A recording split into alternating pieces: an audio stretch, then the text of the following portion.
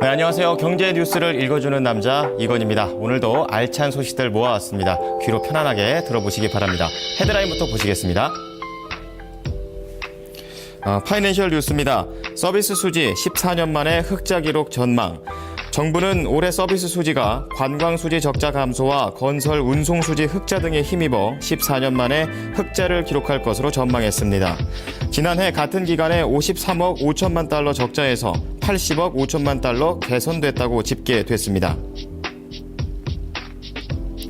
서울경제입니다. 고령화 속도 빨라 일본식 재정적자 우려. 우리나라의 고령화 속도가 너무 빨라서 이 고령화로 인해 부채 함정에 빠진 일본의 선례를 답습할 수 있다는 분석이 나왔습니다. 그렇기 때문에 재정 확대 정책을 억제해야 한다는 주장이 나왔습니다. 안전결제가 해킹됐습니다. 190명이 1억 8천만 원의 피해를 입었습니다. KB국민카드와 BC카드의 안전결제 ISP 시스템을 사용하는 금융 소비자들이 해킹을 당했습니다. 190여 명의 피해자가 830회에 걸친 부정결제 과정에서 1억 8천만 원의 피해를 입은 것으로 집계가 됐습니다. 아시아 경제입니다. 한국개발연구원 근로장려세제 수급 대상 늘었지만 차상위 계층 지원은 줄어.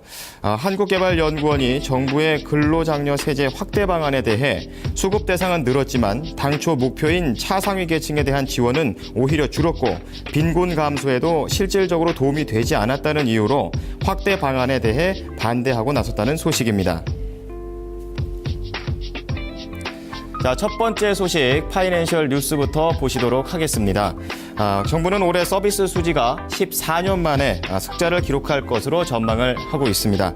4일 기획재정부에 따르면 올 들어 10월까지 서비스 수지는 27억 달러 흑자로 지난해 같은 기간에 53억 5천 달러 적자에서 80억 5천만 달러 개선이 됐습니다.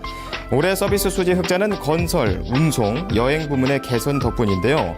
재정부는 이에 대해 해외 관광객 유치 여건 개선과 사업 서비스 경쟁력 강화, 서비스 산업 해외 진출 촉진 등으로 서비스 수지 흑자 기조 정착에 최선을 다할 것이라고 말을 했습니다.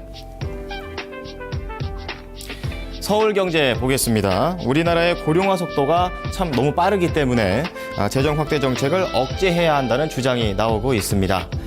LG경제연구원은 국가재정 진루를 인구 고령화라는 보고서에서 우리나라도 고령화로 부채 함정에 빠진 일본의 선례를 답습할 수 있다며 이같이 밝혔습니다.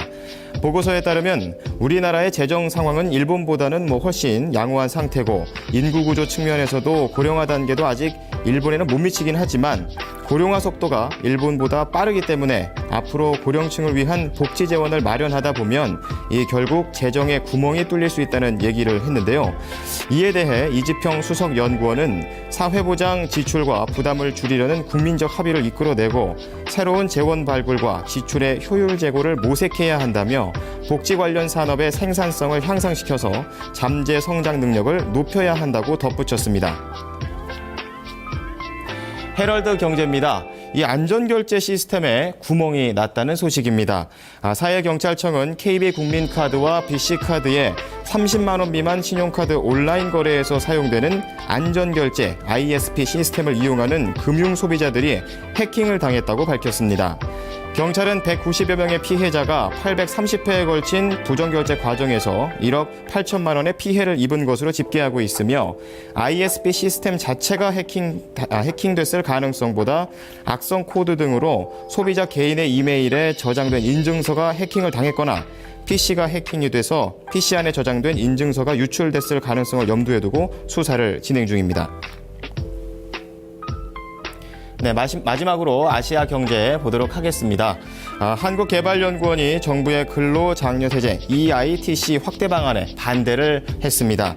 한국개발연구원에게 따르면 수급 대상은 늘었지만 당초 목표인 차상위 계층에 대한 지원은 오히려 줄었고 빈곤 감소에도 실질적으로 도움이 되지 않았다는 분석입니다. KDI는 도입된 지 4년밖에 되지 않은 제도에 대한 효과성 입증도 검증 없이 수급 계층을 확대하는 것은 정책 결정 과정에 심각한 문제점을 드러내는 행위라며 기본적으로 매출이 정확히 파악되고 있지 않은 세정상의 허점을 바로잡아야 한다고 제언했습니다. 자, 아직 뭐 눈은 내리지는 않지만 이따가 오후에는 좀 눈이 좀 내린다고 합니다. 좀 미끄럽다고 짜증부터 내실 게 아니라 눈이 온 것을 좀 반가운 마음으로 받아들이는 그런 긍정적인 마음으로 좀 하루를 시작해 보는 것은 어떨까요?